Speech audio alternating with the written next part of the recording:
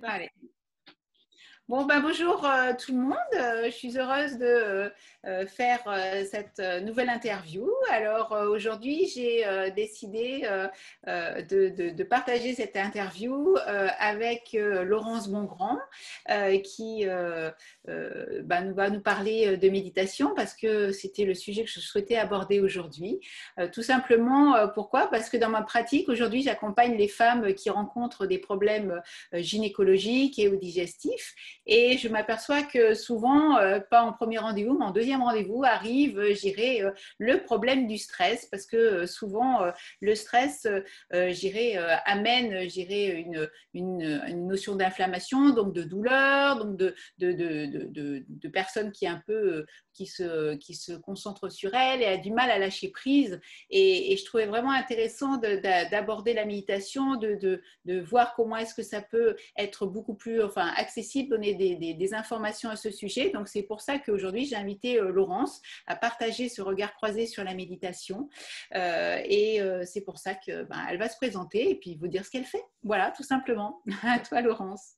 Bonjour Catherine, bonjour à toutes et à tous.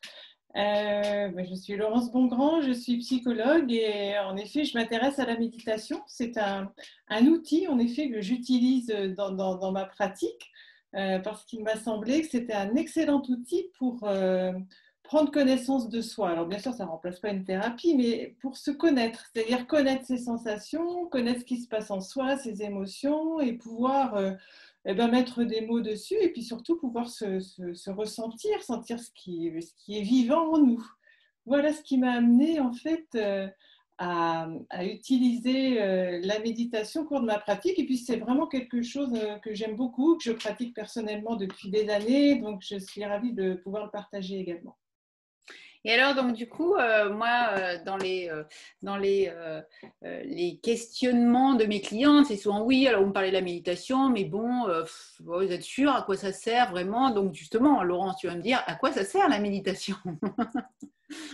Alors la méditation, elle va d'abord servir à s'apaiser. Hein, elle va servir à se calmer, à calmer notre mental, parce qu'en fait, on a un mental qui fonctionne, on a plein d'idées à la minute, on planifie plein de choses, on est vraiment dans un système quand même qui peut s'emballer. Donc en fait, la méditation, elle va permettre de se centrer sur ses sensations. C'est-à-dire qu'on va laisser de côté tout ce qui est organisation, classification, comparaison, jugement et tout ça. Et puis, on va se centrer sur nous. C'est-à-dire qu'on va déconnecter une partie de notre cerveau au profit d'une autre. Et ça va permettre de se tranquilliser. Voilà. En fait, l'objectif de la méditation, c'est recréer de l'harmonie. Entre le corps, l'esprit et puis notre cœur. Voilà. Être harmonieux et puis surtout se sentir bien et paisible. Ça, c'est vraiment l'objectif de la méditation. Voilà. Et alors, moi, quand j'en parle à mes clientes, elles me disent, mais vous êtes sûre que c'est pour moi là? Parce que franchement, bon, ok, je suis stressée, ok, j'ai du mal à lâcher prise, mais est-ce que c'est vraiment pour moi? Tu vois, alors moi, je trouve que c'est intéressant que tu expliques justement à qui s'adresse la méditation. Est-ce que c'est pour tout le monde? Est-ce que c'est pas pour tout le monde? Enfin voilà, tu nous dises un petit peu ce qu'il en est. Oui, la méditation, elle est pour tout le monde en fait. Vraiment, c'est l'outil idéal pour se connecter à soi. C'est-à-dire qu'on est très, comment dire, très attiré par des sollicitations extérieures, alors que ce soit de la musique, que ce soit des affiches, que ce soit... en fait, il y a de multiples raisons de se déshabiter, j'ai envie de dire, d'aller à l'extérieur, de porter notre attention à l'extérieur. Et pendant qu'on est attiré à l'extérieur, on n'est pas, en contact avec nous-mêmes. Donc, je crois que, en effet, la méditation concerne tout le monde, puisqu'elle permet de prendre un contact avec soi-même. Voilà. Elle concerne bien Et sûr des personnes qui sont stressées, qui sont nerveuses et qui manifestent des signes d'anxiété, bien sûr, mais aussi les personnes qui sont plus tranquilles et puis qui veulent mieux se connaître et mieux se ressentir. ouais, Je trouve que c'est aussi important de se rendre compte que finalement, tout le monde peut méditer, je dirais, quel que soit le contexte, et de ne pas le limiter à à certaines situations.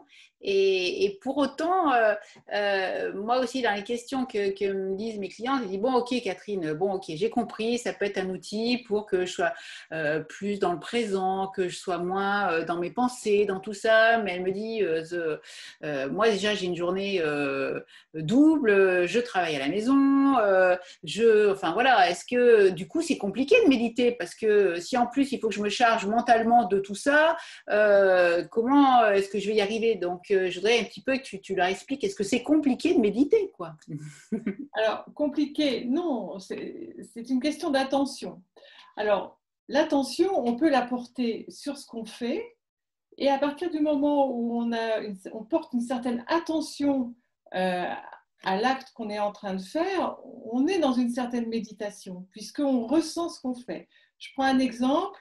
Si le matin, j'arrête la cafetière en prenant conscience de mon doigt qui se pose sur le bouton et j'appuie consciemment euh, sur l'interrupteur de la cafetière, je sais que je l'ai arrêté. Donc, il n'y a pas de problème, je peux prendre ma voiture et au bout de 30 km, je sais que j'ai arrêté la cafetière. Si je le fais de façon complètement mécanique, en pensant à autre chose, eh bien, c'est pas sûr qu'en arrivant au bureau, je me dise j'ai peut-être pas arrêté la cafetière, je ne me rappelle pas. Donc, en fait, méditer, c'est une posture intérieure. Donc, on peut méditer à tout moment de la journée. Et on peut prendre aussi des pauses. Voilà, on peut faire des pauses de méditation. Et là, on va plus en profondeur. Mais c'est avant tout un état d'esprit et puis surtout un rapport à soi. Donc ça, c'est vraiment la question du temps. Je dirais que c'est pas tellement la question du temps, c'est surtout changer d'état d'esprit quand on fait quelque chose. Voilà. C'est en ça que c'est Ouais, pas compliqué. d'être plus présent à ce qu'on fait à nous-mêmes, c'est ça, Tout hein? à fait. L'instant présent, c'est ça. Je suis présente à ce que je fais, je suis consciente de ce que je fais et je ressens ce que je fais. Et voilà, ça me permet au moins de m'en souvenir. Voilà, c'est pas mal. Et puis j'essaie, enfin moi je trouve que c'est aussi important dans tu vois, dans l'équilibre, je leur dis, ok, vous avez une activité physique, c'est super une activité physique parce que ça permet d'évacuer de la pression, ça permet voilà, de se remuer physiquement, c'est très important. Mais il y a aussi un autre équilibrage qui est important, c'est se recentrer sur soi. Et je dis, c'est indispensable dans cet équilibre d'arriver aussi à ça, parce qu'on est beaucoup à l'extérieur quand on fait du sport, beaucoup en relation avec enfin, je dirais que d'autres personnes ou à l'extérieur de soi. Mais par contre, se recentrer sur soi, c'est aussi une notion d'équilibre. Et je trouve que c'est vraiment important d'allier les deux pour être dans cette notion d'équilibre, je dirais, physique, émotionnel. Tout à fait. C'est pour ça, en fait, il y a plusieurs sortes de méditation. Il y a la méditation pleine conscience, qui est plus ce que je vous ai décrit tout à l'heure, c'est-à-dire je prends conscience de ce que je fais, je pose des actes, voilà. Et puis, il y a ce qu'on appelle une méditation plus profonde, hein, qui va être une méditation qu'on peut appeler du cœur, c'est-à-dire qu'on va rechercher la part paisible en soi et s'y connecter pour justement se poser, voilà, se tranquilliser. Et ça, en effet, ça procure un équilibre. Ça vient, ce n'est pas une pratique qui s'oppose au sport, qui s'oppose à la lecture ou au travail intellectuel. C'est une pratique complémentaire. C'est une pratique qui va nous faire entrer en nous et qui va nous faire nous apaiser surtout. Voilà. Et pour ça, il faut prendre le temps, par contre, de se poser quelques minutes Alors, dans la journée. justement, tu vois, c'est aussi, je dirais, dans les questions, enfin, les remarques que moi j'ai aussi de mes clientes qui me disent, Catherine, alors moi j'ai déjà fait ma journée, je rentre à la maison, j'ai la famille à gérer, j'ai le quotidien, etc. Donc, où est-ce que je trouve le temps de méditer, quoi? Donc, tu vois, c'est vraiment ce questionnement de dire, est-ce que j'ai besoin de prendre, allez, 20 minutes tous les jours pour méditer? Est-ce que c'est quelque chose que je peux faire un peu sur le pouce? Est-ce que une méditation de 5 minutes, c'est suffisant? Tu vois, c'est aussi ces questions-là. Alors, on peut instaurer des rituels. Et je crois que le rituel permet justement de se tenir, hein, d'instaurer vraiment quelque chose, une petite habitude, une petite routine dans sa vie. Et je me souviens d'une participante à l'un de mes ateliers avant chaque repas, prenait quelques minutes, 3, 4, 5 minutes selon le temps qu'elle avait. Et elle prenait un petit temps de méditation avant chaque repas pour être sûre d'y penser. Voilà.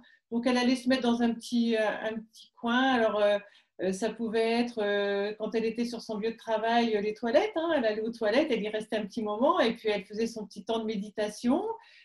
Chacun va trouver une petite astuce et c'est ça qui est intéressant, c'est que c'est une pratique qu'il faut s'approprier. C'est-à-dire, j'ai un outil et je vais l'adapter à ma vie. C'est-à-dire que je vais faire en sorte de lui trouver une place, mais c'est la place que moi je vais lui trouver. Et c'est une place du coup qui va me convenir.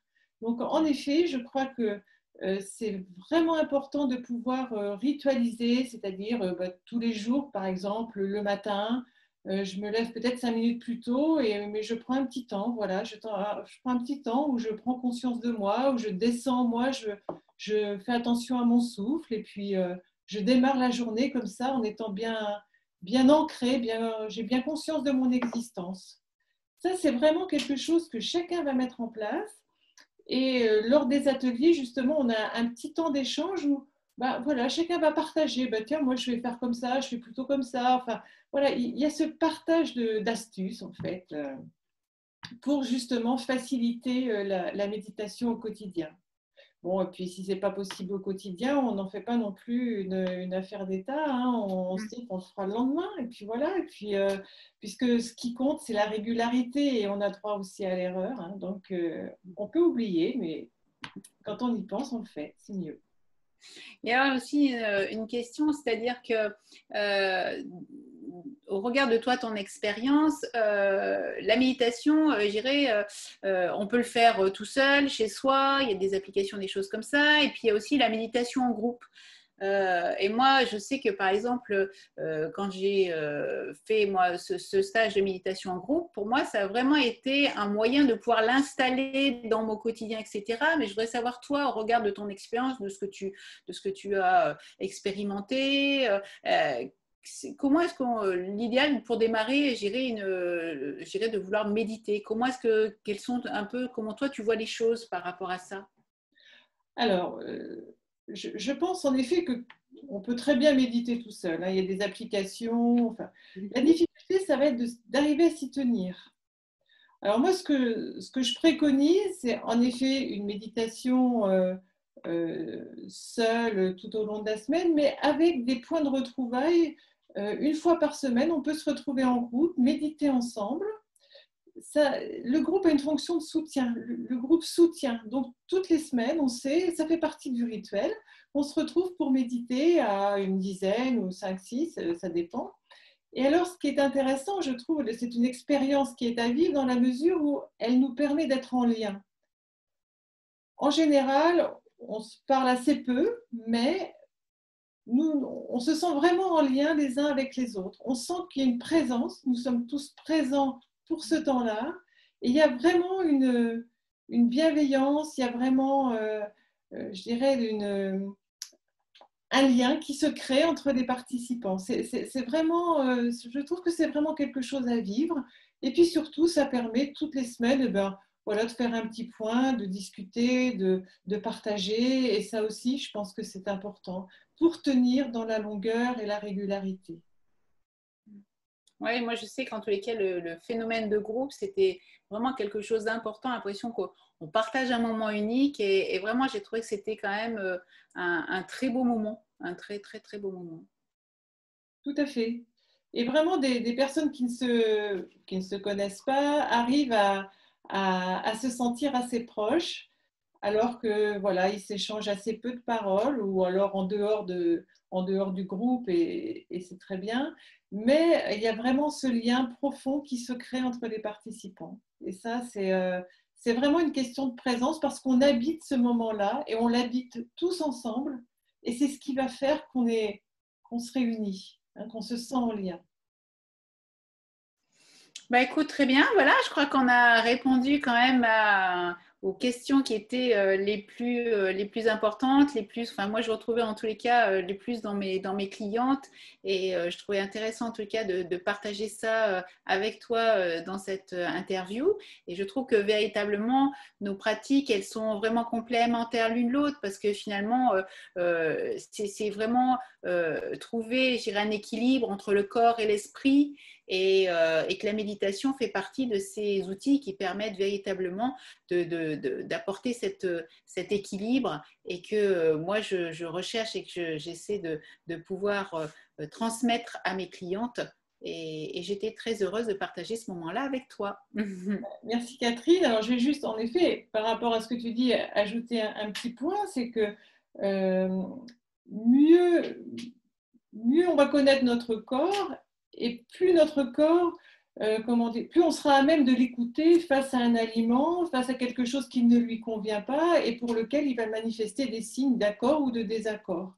Donc, en effet, je pense que nos pratiques sont tout à fait complémentaires et un grand merci à toi d'avoir partagé ce moment. Eh bien, super, bien voilà, cette vidéo, cette petite interview est terminée. Belle journée à tous et puis à bientôt. Au revoir Laurence. Au revoir Catherine, au revoir à tous.